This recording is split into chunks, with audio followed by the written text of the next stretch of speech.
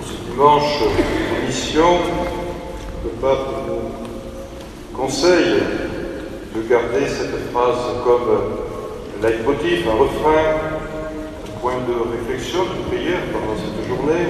Je suis une mission, toi aussi tu es une mission, ensemble nous sommes une mission. Oui, nous le savons depuis longtemps, depuis beaucoup d'années, le dimanche 3e d'octobre est consacré aux missions, mission universelle de l'Église. La quête de ce dimanche sera faite au profit des œuvres pontificales missionnaires européennes. Pensez-y tout à l'heure, et puis on vous a peut-être distribué, je crois, une enveloppe aussi pour compléter votre don, si vous le souhaitez, pour soutenir tous ces organismes qui sont à la charge du Saint-Siège et qui, de par le monde, construisent l'avenir, le présent et l'avenir de l'Église.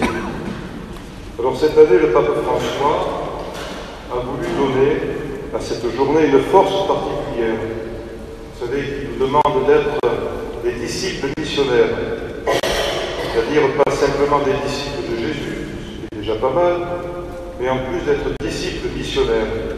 Autrement dit, de par le baptême, nous recevons quelque chose de particulier qui nous demande de l'exprimer à l'extérieur.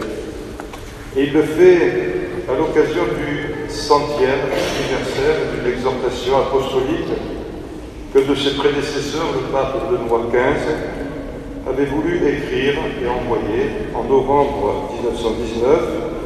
Cette exhortation s'appelle Maximum Illud. C'est une exhortation pour qu'on travaille à former un clergé indigène sur ces terres et des missionnaires européens de bonne qualité. Ce pape Benoît XV, je le rappelle, a tout fait pendant cette tragique guerre 14e pour essayer de raccourcir entre un accord avec les belligérants d'une part et d'autre cette terrible tragédie, mais il n'y a pas d'arrivée. Oui, le pape a voulu cette année donc donner un caractère particulier à cette journée d'émission, et il a choisi cette fameuse formule que je répète: je suis une mission, tu es une mission, nous sommes une mission. L'affiche du jour, je ne sais pas si vous l'avez vue à l'entrée, elle représente une Bible usagée. C'est bon signe. Nos Bibles sont-elles assez usagées? Peut-être pas.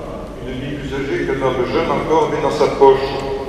Voilà, c'est peut-être pour rappeler aussi qu'on ne peut pas être envoyé si on n'a pas l'amour de la parole de Dieu, si on n'aime pas s'appuyer sur cette parole de Dieu. Déjà, les textes d'aujourd'hui nous orientent sur cette dimension missionnaire. Nous avons entendu Paul s'adresser à son jeune disciple Timothée, pour lequel il a beaucoup d'affection. Il lui dit: tu as cela acquis cela depuis ta jeunesse. Tu l'as appris depuis ton jeune âge. Tu connais les Saintes Écritures. Elles ont le pouvoir de te communiquer la sagesse en vue du salut par la foi que nous avons en Jésus-Christ. Et nous le savons dans toutes ces lettres, l'apôtre Paul stimulera ceux auxquels il adresse ses lettres, ses destinataires, à être missionnaires, à vivre leur foi en plénitude.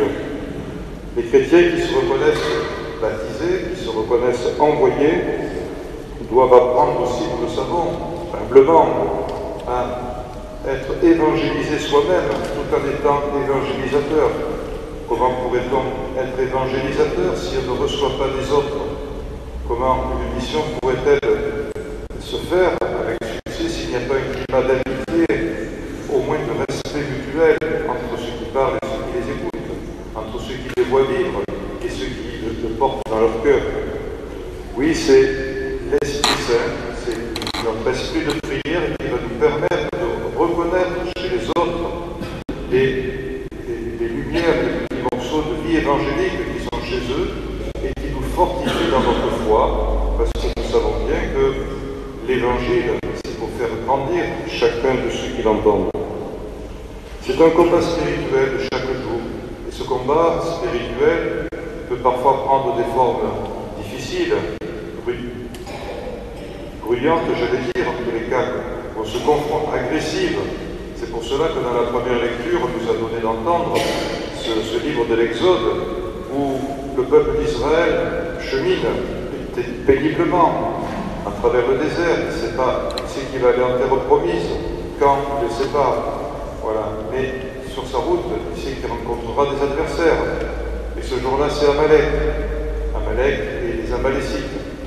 Alors Moïse comprend bien qu'il faudra passer par l'étape de la bataille et il va charger Josué, qui sera son successeur, de prendre la tête des troupes.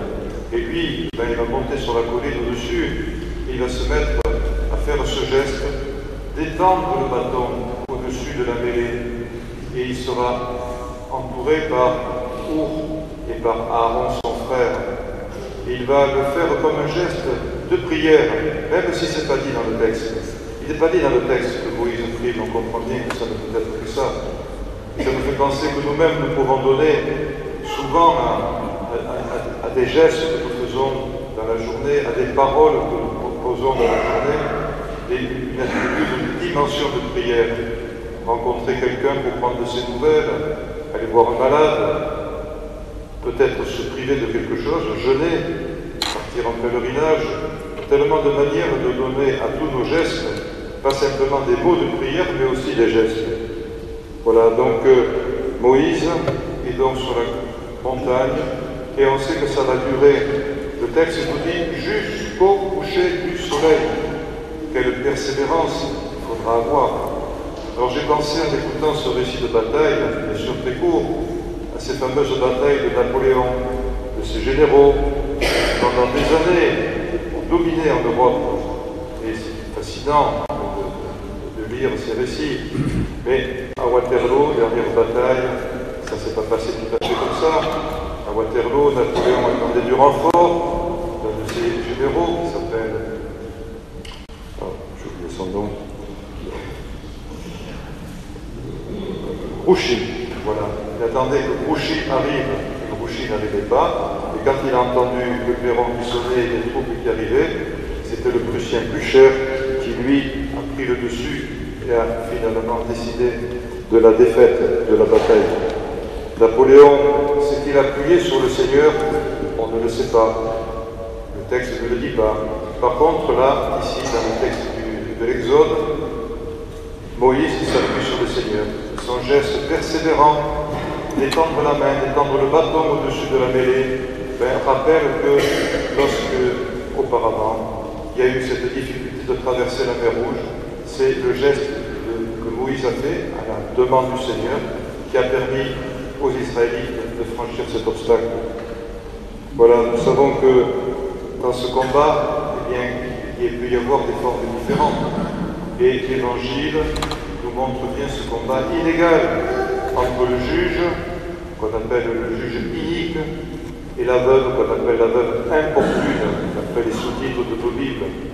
Oui, c'est un combat de celui qui a la force contre celui qui a la faiblesse. Mais finalement, c'est celui qui sera faible qui va emporter la victoire. La veuve va être finalement persévérante dans la prière. Et c'est cette prière persévérante, en moi justice contre mon adversaire, on ne sait pas ce que c'est, peut-être une dette qui ne lui a pas été payée, peut-être le prix de quelque chose qui ne lui a pas été versé. C'est cette persévérance qui va permettre à cette femme de finalement obtenir ce qu'elle souhaite. Comme dit le pape, ce n'est pas Dieu qui se fatigue de nos prières, c'est nous qui nous fatiguons de lui demander et de prier. Ce n'est pas nous, c'est pas Dieu qui se fatigue, mais c'est nous qui nous fatiguons de prier. Pourra-t-on voir nos prières exaucées? C'est souvent la question que l'on se pose. Au moment où il nous faut aussi attendre le retour du Christ pour que tout soit accompli. Est-ce que les prières seront-elles exaucées tout de suite, au moment où on le souhaite? Seront-elles exaucées dans un délai beaucoup plus grand? Seront-elles exaucées simplement au retour du Christ? Alors Jésus, bien sûr, pose la question, se pose la question, et nous pose la question, quand le Fils de l'homme reviendra sur terre, trouvera-t-il la foi? Il n'y a pas de réponse, bien sûr, autre que de chercher dans la révélation biblique qui affirme que le retour du Christ se fera, oui, à la fin des temps. C'est notre foi. à la fin des temps que nous allons célébrer pendant ces dimanches du mois de novembre, qui vont marquer la fin de l'année liturgique, nous allons nous rappeler que le Seigneur va revenir. Alors oui, la mission qui a permis à des peuples nombreux de connaître l'Évangile, la mission qui a permis d'établir dans énormément de pays une communauté chrétienne vivante, elle continue. Elle continue chez eux comme elle continue chez nous. Je me rappelle, je terminerai là-dessus, la première fois que je suis allé au Bénin, puisqu'on est jumelé le diocèse avec le diocèse de Tingour, je suis allé chez un missionnaire qui finissait son séjour pratiquement, et qui me disait, vous voulez m'accompagner dans un petit hameau où les gens demandent à me voir. Bon, je dis, c'est intéressant, il me dit oui, mais pendant un moment, ils ne voulaient plus me voir. Il y a eu une histoire dans le village, on ne sait pas s'ils se sont chamaillés, discutés, ils avaient dit non, pour le moment, pas. Mais maintenant, on veut bien vous écouter. Alors, ils repartaient pour rencontrer les gens. J'ai vu que le dialogue se renouait et que finalement la mission passe bien sûr par des hauts et par des bas jusqu'à ce que la parole de Dieu portera son fruit. Voilà. Rappelons-nous, je suis une mission, tu es une mission, ensemble, nous sommes une mission.